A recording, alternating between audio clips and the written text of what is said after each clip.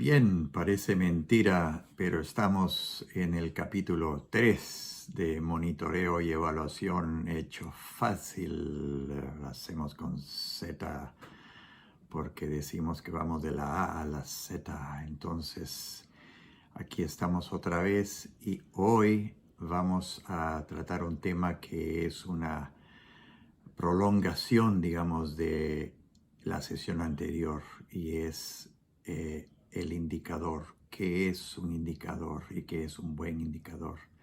Y rápidamente para repasar, entonces en el capítulo anterior, el capítulo 2, hicimos una revisión de lo que es un marco conceptual muy importante, cómo organizamos nuestro pensamiento, cómo hemos organizado el tiempo y los niveles. ¿Para qué? Para algo que esperamos tenga un resultado, de manera que desde ya estamos anticipando resultados. Pero terminamos diciendo, para que podamos tener esos resultados y referirnos a ellos, tenemos que tener ¿qué? Un indicador. Hoy lo vemos y lo hacemos. Y entonces, ¿qué cosa es un indicador? Bueno, yo a veces bromeo y digo, en mi casa un indicador es que mi alfombra, tengo una alfombra de un color oscuro. ¿Y qué pasa? Cada vez que la veo con el color entero, muy bien, digo, ajá, entonces nuestros pisos están limpios. Pero a veces aparecen, ¿sí? Las piecitas, los pedacitos de polvo, ¿sí? Y claro, hay pequeñas manchitas blancas, quizás de papel y qué sé yo. Y entonces la pelusa que se dice. Y entonces, ajá, para mí es un indicador, ya no está limpio, ya no está limpia la alfombra, ahora sí tenemos que hacer ¿qué? Vamos a aspirar, vamos a limpiar ese piso. Miren qué interesante para mí un indicador práctico. Entonces, ¿qué es? Un indicador es algo que indica, me apunta, me dice, me señala, ¿sí? Me evalúa, me dice algo, hasta me puedo decir, me proclama. Aquí vamos a mostrarles una nube de palabras, por ejemplo, donde hemos encontrado los orígenes de indicador. Pero es también un esqueleto para este marco conceptual. Esqueleto, ¿por qué? ¿Por qué? Y vamos a ver por qué. ¿Por qué? Porque sin indicadores, nuestros resultados van a ser, vamos a repasar, inciertos. Inciertos, ¿por qué? Porque nos vamos a decir, bueno, ¿qué fue lo que logramos? ¿Qué fue lo que obtuvimos? A veces se usa la palabra temblorosos, temblorosos, porque estamos como, bueno, quizás fue esto, quizás lo otro, no estamos seguros. Hay inseguridad de lo que queremos mostrar que hemos realizado. Y muchas veces usamos palabras esperanzadoras. Es una esperanza, bueno, yo deseo, yo espero que sea esto lo que hayamos logrado. Sin un buen indicador va a quedar así en esperanza nada más. Obviamente impreciso, no, lo que sea que quisiéramos preguntar puede estar por todos lados. Bueno, ¿qué obtuvimos? ¿Cuándo lo obtuvimos? ¿Para quién? ¿Cuánto de lo que quisimos obtuvimos? Miren ustedes qué preguntas importantes. Pero lo más importante diría es que si no tenemos un buen indicador, es posible que logremos decir algunas cosas que sean, ¿qué? Subjetivas. Eso es muy ser humano, muy, muy humano. Nosotros creemos que obtuvimos tal cosa. Entonces va a ser subjetivo y lo peor de lo subjetivo es lo sesgado. De manera que ya sea porque pensábamos que teníamos que llegar allí, vamos a decir que llegamos ahí, mientras quizás no fue aquello. ¿Entienden? Entonces, lo peor que podemos tener es un sesgo, o sea, una intención nuestra. Y ojo, el sesgo puede ser querido, deseado, intencional, o puede ser no intencional, que es lo peor, porque ni siquiera te das cuenta que estás sesgando con tu propio presentar, ¿sí? Entonces, no tenemos los datos para probar a fin de cuentas. Por eso, entonces, ¿qué hacen los indicadores? Los indicadores miden, entonces nos van a medir procesos, nos van a medir las salidas inmediatas de algo que hicimos, nos van a medir los resultados y finalmente pueden también medir impactos si es que queremos llegar a ello. Entonces, lo bueno del indicador es que son demostrativos, nos van a demostrar y ahí nos van a dejar esa tranquilidad que no tuvimos cuando era impreciso, etcétera, que hemos repasado. Entonces, vamos a presentarles algunas características que se dice que debe tener un buen indicador. Y en inglés se usa la palabra SMART. Para traducirlo he usado esta sigla que llamaríamos remate. Es un indicador que es de buen remate, es un indicador remate. ¿Qué significa remate? Vamos a ver es las primeras letras de cada palabra. Remate. Primero, ese indicador es relevante. O sea, tiene que tener un significado exactamente para aquello que queremos medir. Tiene que ser relevante a aquello que queremos medir. Pero ojo también que algunas veces queremos medir algo y no lo vamos a poder medir exactamente. Vamos a ver por qué. Puede ser, necesite un largo plazo y no vamos a llegar a ese largo plazo. Entonces tenemos algunos indicadores que se llaman resultados próximos a eso que queríamos al final medir. Todo eso vale, mientras que sea, como dije siempre, explicado, definido a tiempo. Entonces, relevante, la R de remate. Luego, específico. Específico. No puede ser una cosa muy general. Sí, vamos a probablemente lograr una cosa interesante. No, no, no. ¿Qué es esa cosa interesante que vas a lograr? Específico. No tiene que estar por todas partes, tiene que estar en un lugar. Acuérdense que si señala, tiene que ser un lugar específico. No es potencialmente, no, llegaste o no llegaste allí. Entonces la E de específico. Luego en remate tenemos medible. ¿Por qué medible? Medible porque tiene una unidad, tiene una escala. Tenemos que definir si está se define por unidades, decenas, centenas, o es por 1000, por 100, por 10,000, por qué. Entonces es muy importante eso para que sea replicable y se pueda verificar. Luego un término que estamos usando para la A, allegable. Allegable significa se realiza dentro de un periodo pertinente donde de acuerdo a la inversión, la actividad que hemos realizado, se está realizando, se está allegando. Entonces, no se puede hacer algún indicador de algo que no se va a llegar, ¿no es cierto? Entonces, muy importante.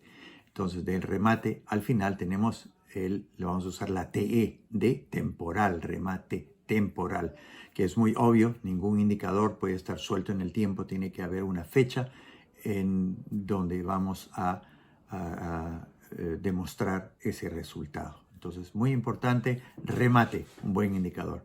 También válido, se dice que sea válido, esto ya es adicional, que significa que tiene que medir exactamente lo que deseamos nosotros medir, ¿no?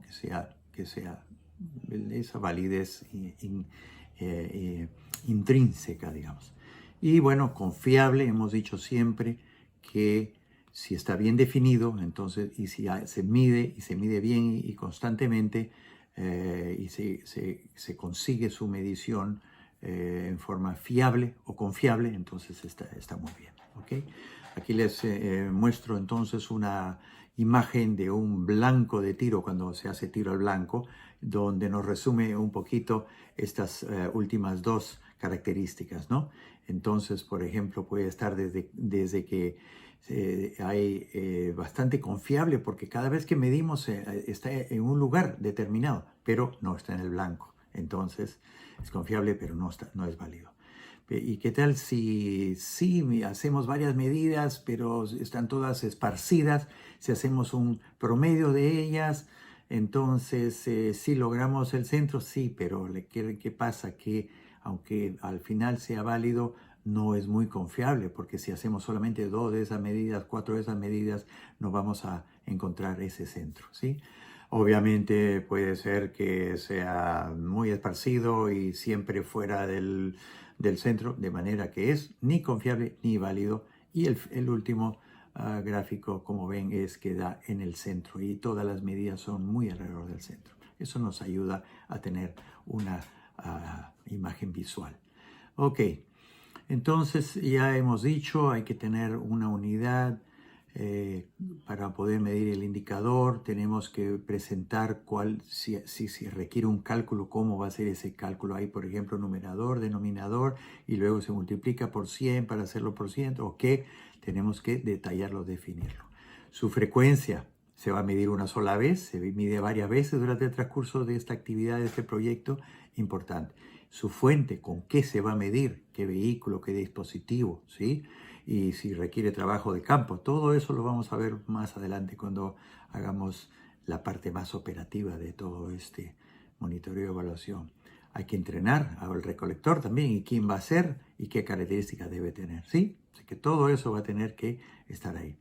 Lo que vamos a hacer ahora es que vamos a usar, siempre un ejemplo, algo ilustrativo, ayuda a solidificar estos nuevos conceptos. Entonces, vamos a usar, o ustedes ya saben que soy médico, saludista de salud pública, así que voy a usar un tema de mi especialidad y entonces vamos a decir, pero lo que es interesante es que vamos a usar todos los elementos que ya hemos visto de un buen marco conceptual.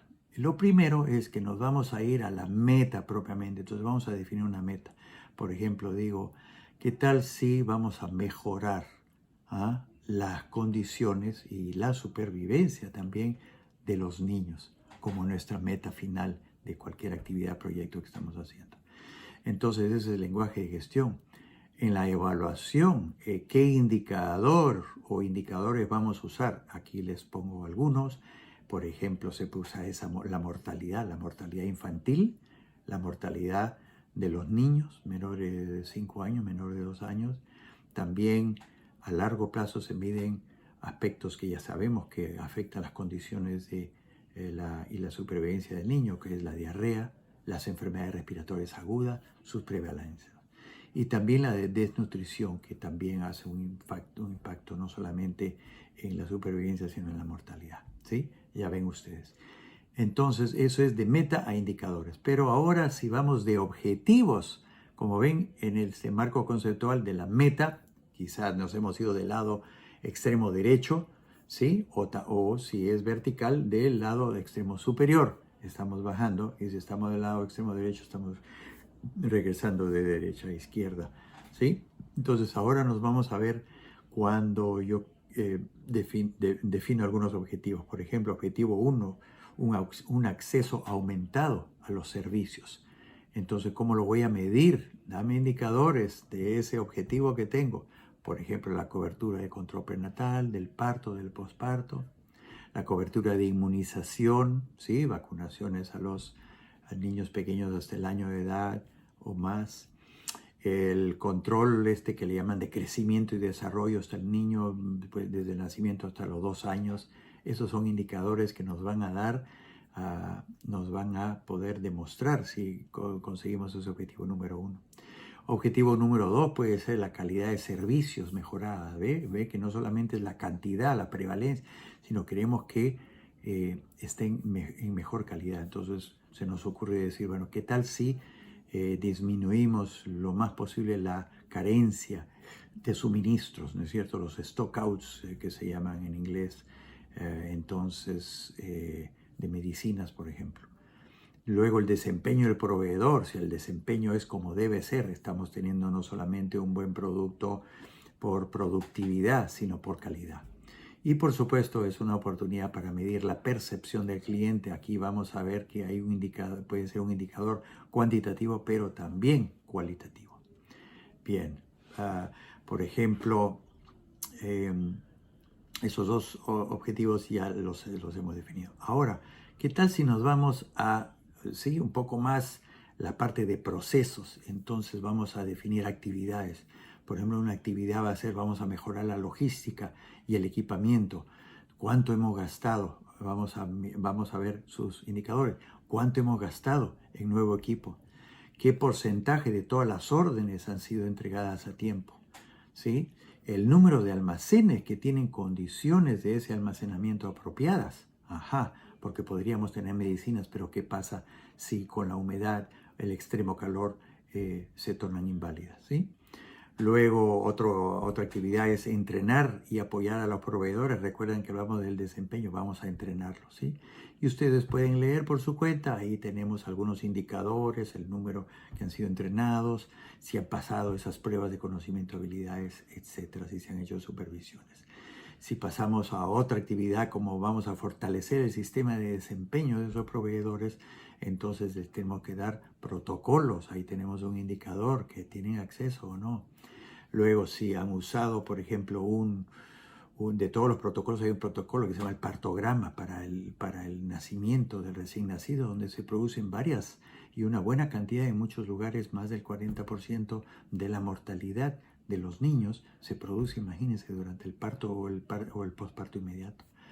Y otra actividad, por ejemplo, es mejorar o incrementar la demanda, hay la parte de oferta y la parte de demanda. En este caso, si hay visitas que se hacen de los trabajadores, por ejemplo, comunitarios de salud, si van a las comunidades y si se ha hecho en el último trimestre. Entonces, como ven, aquí estamos nosotros haciendo un ejemplo. ¿Para qué? Para que el siguiente gráfico que les muestro es el gráfico de un marco ilustrativo donde hemos colocado todo esto que hemos hablado y ustedes pueden verlos desde el punto de vista de monitoreo y evaluación. Hay los insumos, los procesos, los primeros resultados o salidas y finalmente estos resultados finales, ¿sí? Y como ven, varios de esos indicadores están colocados ahí. Entonces, con esto estoy dándoles una muestra, una ilustración de lo que hemos estado hablando tanto en la sesión anterior como en esta sesión, ¿ok? Muy importante entonces, indicadores que estén bien definidos, bien hechos. Un error muy común, yo no sé por qué, pero también es un comportamiento muy humano. Hay marcos conceptuales que tienen excesiva cantidad de indicadores. Por favor, de todos los indicadores que queramos, escojamos algunos, seleccionemos con... recuerden que vamos a necesitar tiempo, vamos a necesitar capacitación, vamos a necesitar dinero para realizar tales mediciones. Así que no sobrecarguemos demasiado nuestro sistema de monitoreo y evaluación. Indicadores factibles, medibles, pero también muy posibles en ese tiempo y en esos fondos que tenemos, ¿sí? Entonces, muy bien, aquí vamos a dejarlo por el momento y vamos a seguir en las siguientes sesiones con más y más de métodos para lograr todas estas mediciones. Muchísimas gracias. Hasta la próxima. Suscriban y si les gusta, sigan indicando nuestros comentarios. Muchas gracias.